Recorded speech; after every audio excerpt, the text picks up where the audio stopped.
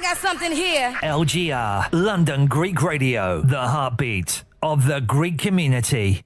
And now I'm very honoured to have on the phone MP of Enfield Southgate and the All-Party Parliamentary Group for Thalassaemia Chair, Bambos Haralambos, who's going to be talking to us today about National Thalassaemia Day. Bambos, thank you so much for joining us today. Pleasure, Katerina. Really pleased to be with you. So today, as we said, is National Thalassaemia Day. First of all, can you tell us, for any of our listeners who perhaps do not know too much about thalassaemia, what exactly is the condition? Well, it's an inherited blood disorder, and it causes problems in relation to how hemoglobin is produced, and it's also associated with some other disorders as well. And it can lead to a terrible condition that you will need to have regular blood transfusions to rectify. So one of the things that we're very keen for is for people to identify that if they have thalassaemia or not, because many people may not know it. So we're very keen to encourage people to have a blood test and to just see if they might be a carrier of thalassaemia. So that's one of the reasons why we're keen to talk about thalassaemia today. So was that a big part of the reason for launching it in 2019? The UK's National Thalassaemia Day awareness is a huge part of your mission. Yeah, absolutely. So it's first of all, the UK Thalassaemia Society is in my constituency, so the headquarters is in Enfield Southgate. I think there isn't enough awareness about the condition. I think more people need to be made aware of it, because it can be quite debilitating. And there are other issues associated with having thalassaemia, with living with it, that can cause problems to people that they may not appreciate. Other people may not appreciate straight away. So it's about educating people. I think that's part of it. And many of our Cypriot community are affected by thalassaemia. Many of us will have friends or family who have it. So it's a really important issue within our community. Absolutely. And it's one that doesn't affect just Cypriots, but there's people in the Mediterranean and in South Asia as well who also have the condition.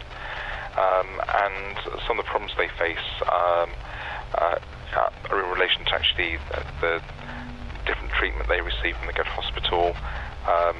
Some hospitals they have specialists who know about thalassaemia, but there are others that don't. And there's also issues about if you went to A&E, if people know what to do. So there's an education aspect of it as well. But certainly it's something that's been a lot of people in the community know about.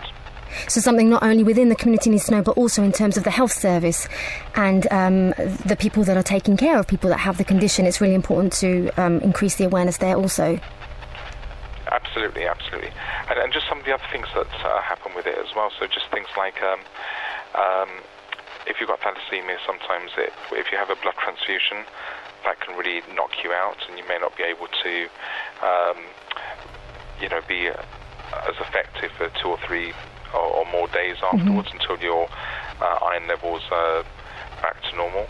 So I think there's and there isn't really much understanding of this, so there's also impacts on people on benefits, because the way that the benefit system works, in order to claim benefits, you have to show that you're not able to work for a certain period of time continuously.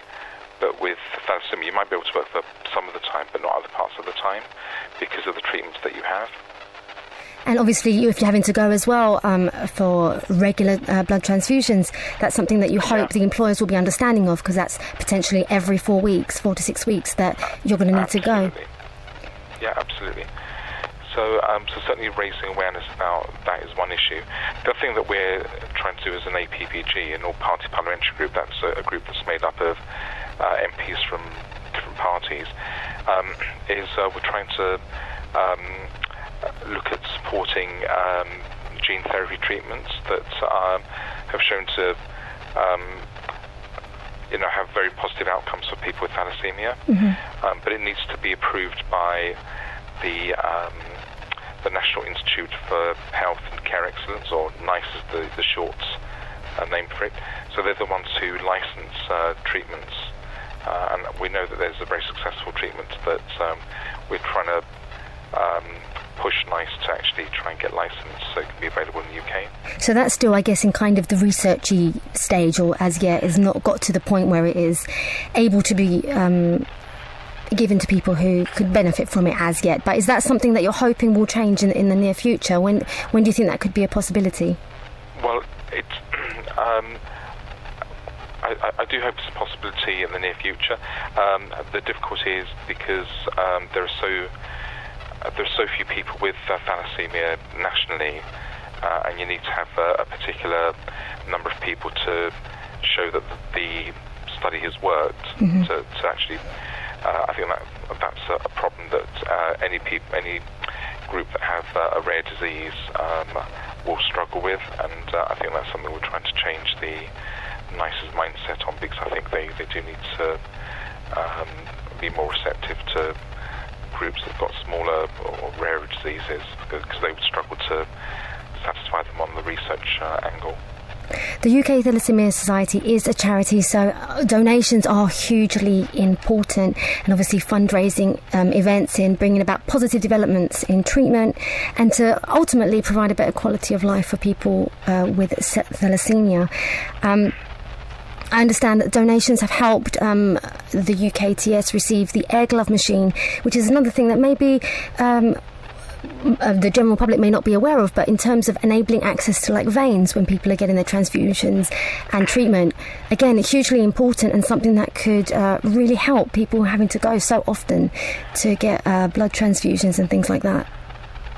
100%, and the UK Thalassaemia Society are an amazing organisation, but they do rely on fundraising events, and I know they were hit along with many other sort of charities and voluntary organisations with COVID not being able to fundraise as much as they would have done in the past. But it's absolutely vitally important that people do donate, because without the donations, things like the air glove wouldn't have been possible, and also some of the amazing research and lobbying that they do wouldn't have been possible either. So they're a fantastic organisation, the UK Thalassaemia Society, and I very much encourage people to support them in any way they can. And it's at the centre of our communities. They have a base in North London, close to Southgate Station. Is it a drop-in service, or if anyone has queries or wants to help, wants to donate, wants to get involved, can they drop in, or do they call the centre? How does it work? Well, it's probably better to call, because there are so few of them. There may be people in meetings who may not be able to. They're always doing things. They're so busy, but there'll always be somebody who will answer the phone to them. So either email or telephone, and they'll be able to advise how you can get involved. As I say, they're a wonderful organisation and do amazing work. And I can give that number out now. It's 0208 882 0111, and also you can check them out online at ukts.org. Now, Bambos, we mentioned the all-party parliamentary group for thalassaemia that you are the chair of, and we said how important awareness and everything like that. What are your hopes for the future going forward? How are you hoping to benefit people that have this condition in the future? I think just by raising awareness amongst MPs, so looking at maybe having parliamentary debates, looking at sort of contacting ministers and civil servants just to educate them about thalassaemia and about the very specific needs of people with thalassaemia in the community. And also there are many MPs who are not always aware that of the problems that people with thalassaemia face. As you say, it's very prevalent in our community, but some of the South Asian communities, there are some MPs who aren't as aware as I am of the problems that they're facing. So part of it's an education programme for MPs and parliamentarians and ministers, and also officials who work in the NHS as well. Mm-hmm. We've mentioned some of the ways that what we can do, but what is your message for our community, for our LGR listeners? How can we get involved? and help move things forward? Well, the first thing is if people can get tested. So it's a simple blood test, and the UK Thalassaemia Society will help people get tested. It's just a simple, It's a blood test, isn't it? Prick, which would, yeah. It's just a blood test, and it will be done really quickly. The other thing is obviously raise awareness, so make sure other people are aware of it. So signposting people to the UK Thalassaemia Society if they don't feel confident enough to speak about it themselves, but raising awareness, and obviously the third thing would be fundraising. So those would be the three things that we'd ask people to do.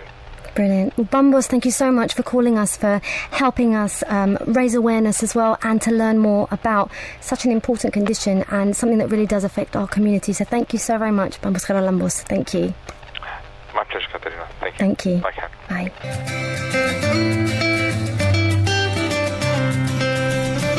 That was Bambos Haralambos there, MP for Enfield and Southgate and the All-Party Parliamentary Group Chair for Thalassaemia.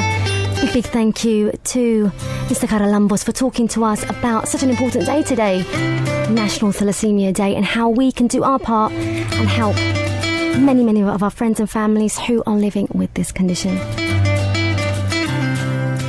Ψάξε London Greek Radio και συντονίσου.